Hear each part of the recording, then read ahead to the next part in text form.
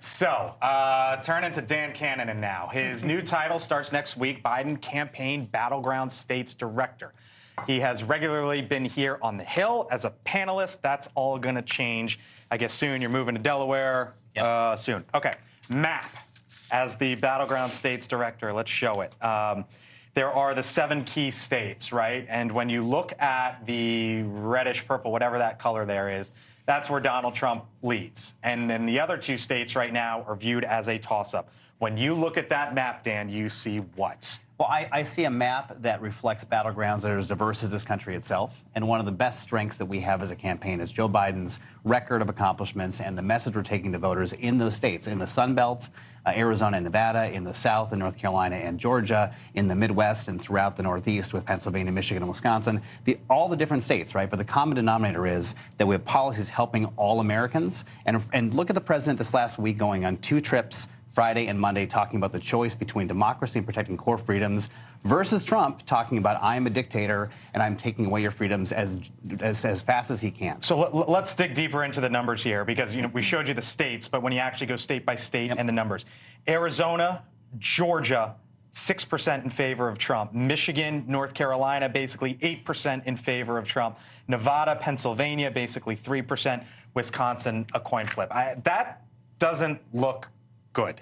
Every election in the last 15, 20 years in presidential politics has been very, very close.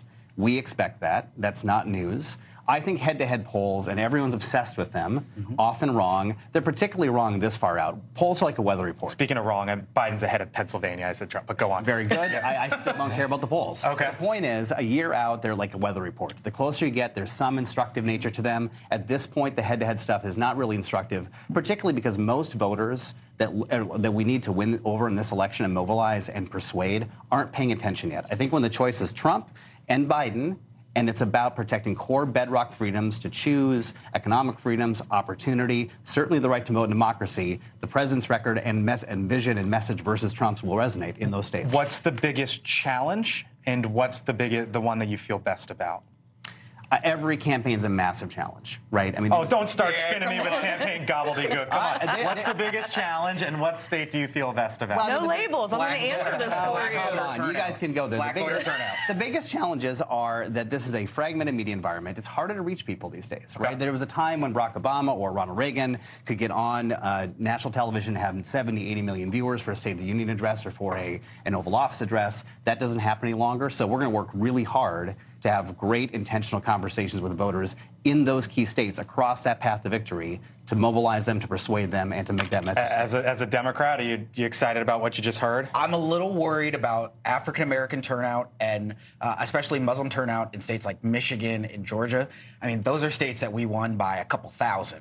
And now with depressed voter turnout, how are we going to be able to turn those voters out and get them excited again? That's my big worry. I just reject the idea that we're going to have depressed voter turnout. We're going to work really hard to earn their trust and earn those votes. But if you look at what Democrats have done in 2022 and the midterm and off-year elections since then, 50 special elections where Democrats have outperformed by 11 points. The Democratic base is red hot on Dobbs, and they're winning against the partisan lean over and over and over again. We will persuade those voters, tap into it, and work really hard. I'm going to tap into the Princeton professor here. I want to know what the immigration message is in Arizona. You've got a really tough job. Is it we're trying as hard as we can? I mean, it's a disaster. I mean, what do you say to voters who look at that and say something's not right here? Someone needs to do something. Well, every state's going to have different conversations, obviously. But on immigration, the president's been clear. There's a package on immigration and on border security that's been before Congress for months now that Mike Johnson in the House has not acted upon. $14 billion, along with Ukraine, along with aid to Israel, that they refuse to move.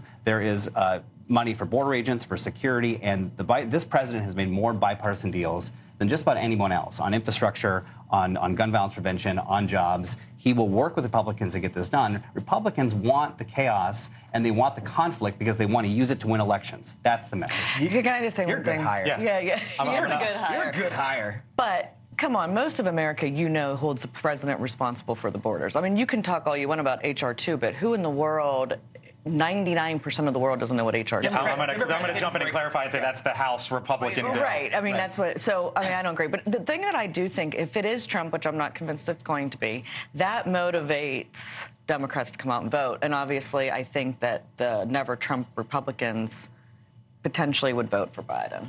Thank you for watching, and make sure you go to joinnn.com to find NewsNation on your television provider. And don't forget to click the red subscribe button below to get more of NewsNation's fact-driven, unbiased coverage.